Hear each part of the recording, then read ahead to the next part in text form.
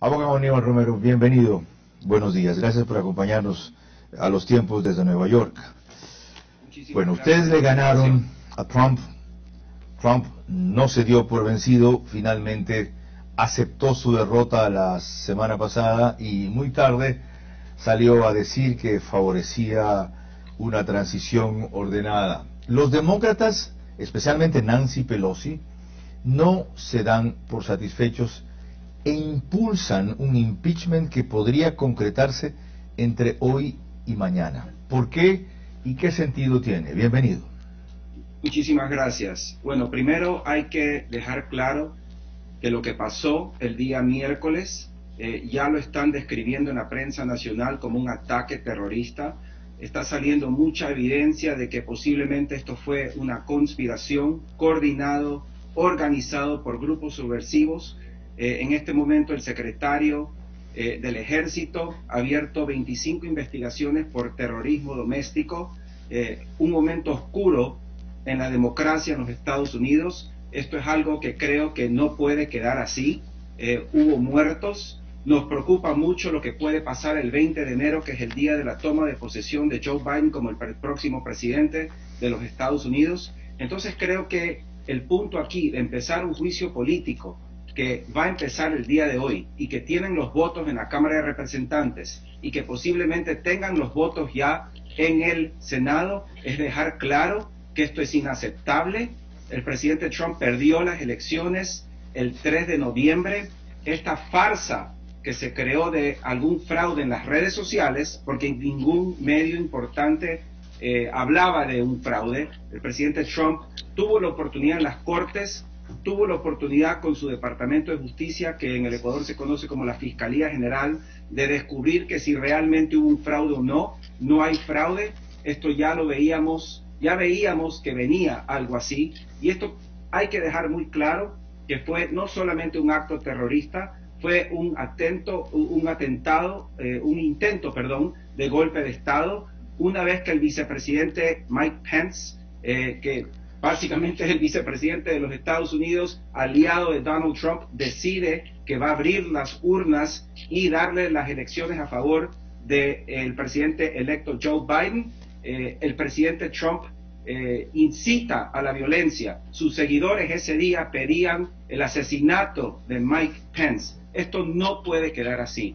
Yo creo que la justicia se encargará, pero desde el punto de vista político, los demócratas tienen una obligación para que el próximo caudillo, ya sea de izquierda o de derecha, que crea que simplemente va a armar un atentado y que todo va a quedar así sin consecuencia, no puede ir nunca más. Ya, abogado, en efecto, desde que ocurrió esto, 4 días atrás, 5 casi, han trascendido una serie de evidencias nuevas y desconcertantes respecto a que hubo coordinación, concertación.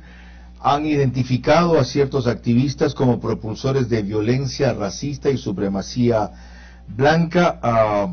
Trascendió también el video en que están aplastando en una puerta a un agente del orden que finalmente salió herido, pero no fue victimizado, en fin. Ahora, una cosa es que esos sean hechos que cada vez están averiguando más, inclusive usando cámaras de identificaciones de FBI, etcétera. Y otra cosa que la figura de lo que se dio allí, en efecto un intento de golpe de Estado, que suena increíble en los Estados Unidos, un ataque terrorista interno, porque muchos de ellos portaban armas automáticas, otros tenían preparados bombas, en fin, eso se paró. La insurrección coordinada, como le llamó San Francisco Chronicle, o una conspiración orquestada, como asegura CNN, sea dirigida, conocida u organizada por Donald Trump. Una cosa es que él incite con su discurso a la violencia, cosa que ha hecho hace tiempo, y otra encontrar una conexión directa entre sus llamados y lo que alguna gente interpretó que debía hacer. El hilo fino está en que los demócratas aseguran en que hay una conexión con él directa, no indirecta. ¿Necesita probarse esto para lograr votos que inclusive los republicanos se han conseguido hoy para el impeachment, o no es necesario? No, definitivamente hay que probar, pero creo que hay suficientes pruebas. Mire, todo esto empezó hace 5 años cuando el presidente Trump, durante la campaña en las primarias, decía que si él perdía las primarias republicanas, eran por fraude, que si luego perdía con Hillary Clinton, era por fraude, y que si luego perdía estas elecciones, era por fraude. Él dijo más, él dijo, yo solo reconoceré el resultado de las elecciones si el que gana soy yo. No, pero esa es la historia conocida, pero de ahí a probar que él fue el que instrumentó la insurrección coordinada. Bueno, eso es algo que van a tener que comprobar. Es muy interesante lo que estaba pasando ese día, que justamente cuando el presidente Trump, luego de que él habla, miles de personas empezaron a caminar al Capitolio. Hay que ver qué pasó ahí con la policía del Capitolio, que en muchas imágenes que me aseguro que muchos han visto, hay ciertos policías que estaban encargados de proteger el orden, permitían también que entren estas personas. El día de hoy estamos revisando unas noticias del Washington Post que la policía del Capitolio pidió la Guardia Nacional y no quisieron ayudar. Ajá. Todo esto tiene que investigarse, esto es algo muy serio. Y lo otro, ¿hay tiempo para eso en 48 horas, Aníbal? Perdón. ¿Hay tiempo para eso en 48 horas?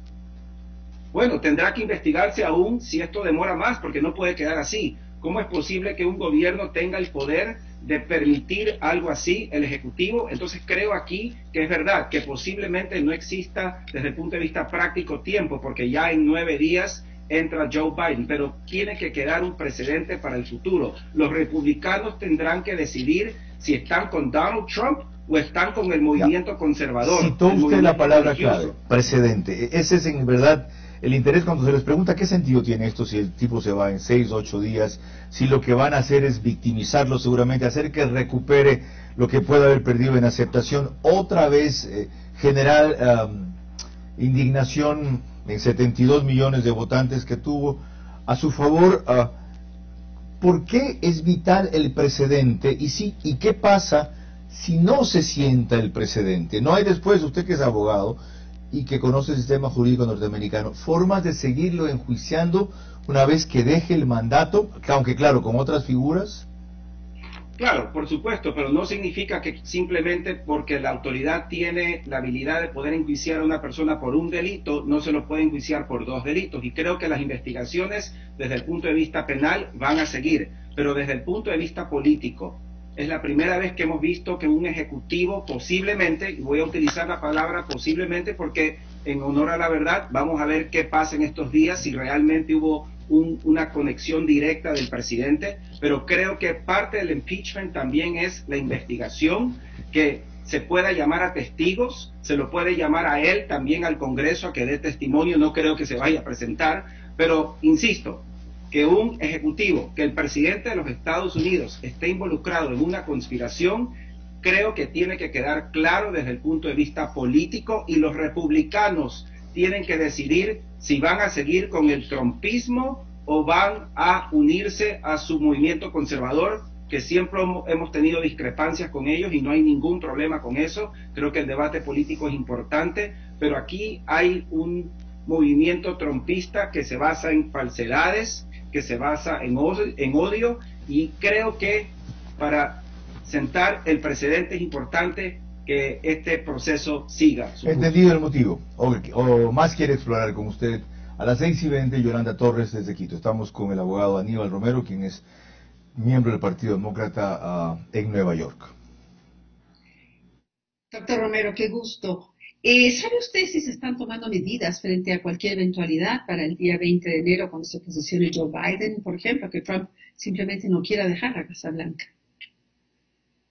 Es algo que preocupa bastante. Claro, tenemos que confiar en las autoridades, pero creo que se confió en las autoridades el día 6 de enero y vimos lo que pasó. Entonces estamos muy preocupados, se está revisando, los investigadores están revisando las redes sociales y parece ser que quieren regresar estos grupos a cometer estos actos terroristas nuevamente. Ahora sí, asumo yo que la Guardia Nacional va a estar presente, que hay investigaciones muy profundas porque todo esto se está manejando en redes sociales. Por eso es que corporaciones como Twitter, Facebook, Instagram le han quitado, yo sé que muchos han hablado de la censura, aunque creo que no hay censura aquí, por el miedo que tienen de lo que puede ocurrir el 20 de enero, que es el día que toma posesión Joe Biden. ¿Cómo está el ánimo del ciudadano norteamericano? ¿Cómo evalúa este hecho? ¿Y han surgido miedos en torno a este tipo de cosas que puedan darse en Estados Unidos, que realmente en su historia no se ha visto de esta manera? Sí, yo creo que hay mucho miedo, hay mucha tristeza y nos preocupa de lo que viene ahora, luego que el presidente Trump abandone el poder, porque estos grupos no se van a ir. Y estos grupos quieren incitar a la violencia y quieren cometer actos terroristas aquí en los Estados Unidos. Nos preocupa mucho lo que signifique esto en los próximos 4 años, pero estamos confiados que las instituciones van a hacer todo lo posible por enjuiciar, encarcelar a los terroristas y que quede claro que aquí en los Estados Unidos eso no va a ocurrir. Por eso tenemos un departamento de justicia que está monitoreando las redes sociales. Qué pena, ¿no?, que las redes sociales se han convertido en el arma de estos grupos para incitar el odio, para incitar la violencia y para poder cometer actos terroristas. Esperemos, creemos en las instituciones de los Estados Unidos. Doctor, cuando usted habla de estos grupos, quiere decir que están totalmente identificados, porque se habla de una ruptura, ¿no? Y que muchas de las personas que apoyan a Trump vienen de bases rurales, inclusive. ¿Usted puede identificar mejor estos grupos? Bueno, obviamente al presidente Trump votaron más de 70 millones de personas, no estamos hablando de esas personas, pero sí hay grupos conocidos como los Proud Boys, que ya en redes sociales han pedido el asesinato del vicepresidente Pence y de cualquier persona que se atreva a hablar mal del presidente Trump. Lo hemos visto en otros países. Se convierte en una especie de fanatismo total por la persona y no necesariamente por los valores. Y eso es muy peligroso porque muchas de estas personas lamentablemente no tienen nada más en su vida que estar preocupadas del presidente Trump y por lo tanto quieren formar parte de un grupo, y lo hemos visto en redes sociales. Los investigadores se encargarán de determinar quiénes exactamente son, pero el líder de Proud Boys está detenido porque llegaba a Washington armado. Entonces vamos a ver qué pasa, vamos a dejar ese trabajo para el Departamento de Justicia. Llama la atención que la aprobación en los sondeos de Trump, de su apoyo por parte de las bases republicanas, apenas haya caído desde el asalto al Capitolio. ¿Cómo explicar esto? Sí, realmente es algo sorprendente. Yo también vi una encuesta que un gran porcentaje de republicanos creen que no pasó nada el día 6 de enero y que realmente nos deja un poco en shock, realmente de entender cómo es posible que el fanatismo llegue a tal lugar. Por decir, entraron, murieron personas, destruyeron el Congreso. Si no hubiera sido por el acto pues de alguno de las personas que estaban ahí, hubieran muerto legisladores, posiblemente hubiera podido morir el vicepresidente Mike Pence, y sin embargo el fanatismo por Trump es algo que hay que aceptarlo. Entonces vamos a ver qué pasa, pero estoy seguro que la justicia se va a encargar de las personas que intentaron este ataque terrorista. ¿La imagen de Estados Unidos se ha visto afectada en el resto del mundo? Sí, lo hemos visto también. Hemos visto declaraciones del presidente de Canadá, de Alemania, de Francia, realmente completamente asqueados de lo que vieron el día de hoy, pero estamos tranquilos que viene una persona con experiencia el 20 de enero, no es un improvisado, es una persona que cree en las instituciones y respeta las instituciones. Ya lo dijo el otro día, la Fiscalía General no son mi abogado personal, lo dice el presidente Joe Biden. La Fiscalía es independiente y ellos se encargarán de investigar todo. Y creo que ahí demuestra el valor que tiene las instituciones fuertes en un país, que ellos se encarguen de investigar. Muy bien, doctor Romero, muchas gracias por mi parte. Seguimos desde Guayaquil con Carlos Vera. Gracias. Para una cuestión adicional, Aníbal, usted dijo muy al paso que no está de acuerdo, mejor dicho, que no es censura lo que ha hecho Twitter al sacar la cuenta de Trump. Detengámonos un ratito en eso. Yo no sé cuál sea la definición en la legislación norteamericana de censura. Periodísticamente, censurar una opinión, una información, un personaje o un tema es algo que a diario hacemos los medios de comunicación libres e independientes cuando en nuestro código de ética, manual de estilo, criterio directivo, posición filosófica y restricción legal, estimamos que ese contenido va a ser más lesivo que el beneficio que puede producir su difusión, para resumirlo de alguna manera. Twitter viene o venía difundiendo contenidos mucho más lesivos de Trump hace rato. Esta decisión suena a que por presión política o la gota que derramó el vaso se hartaron de este señor. Y una segunda cosa, hay protagonistas contenidos en Twitter de gente relevante o irrelevante mucho más violenta que la posición de Trump. ¿Por qué lo sacan entonces? Entonces, más que eso en su caso, ¿por qué una democracia que tiene como pilar fundamental la libertad de expresión, a pesar del alto precio que sigue pagando por eso, permite que tranquilamente una plataforma le reste acceso, no a Trump, a una persona por esas consideraciones? Sí, yo creo que fue una reacción de lo que se estaba viendo luego del intento de golpe de Estado del día 6 de enero. Yo creo que estaban revisando las redes sociales y veían que algo fuerte viene para el 20 de enero y se estaban protegiendo ellos, ¿no? Porque si pasa algo el 20 de enero, luego posiblemente la empresa Twitter sea culpada. Entonces creo que fue una decisión corporativa, más allá de los temas legales, los temas periodísticos, que estoy de acuerdo, hay temas ahí muy de fondo que hay que analizar. Legalmente, pues se podría decir que es una empresa privada y si ellos no quieren publicar, es decisión de ellos, si no les gusta, cámbiense de canal, pero no solamente es Twitter, es Facebook, es Instagram, es Google, es Amazon, todas las empresas se han unido para simplemente eliminar a estos grupos de las redes sociales que están causando bastante daño y peligran para lo que viene en el futuro. Y creo yo, como política corporativa, se estaban protegiendo. Ahora lo entiendo.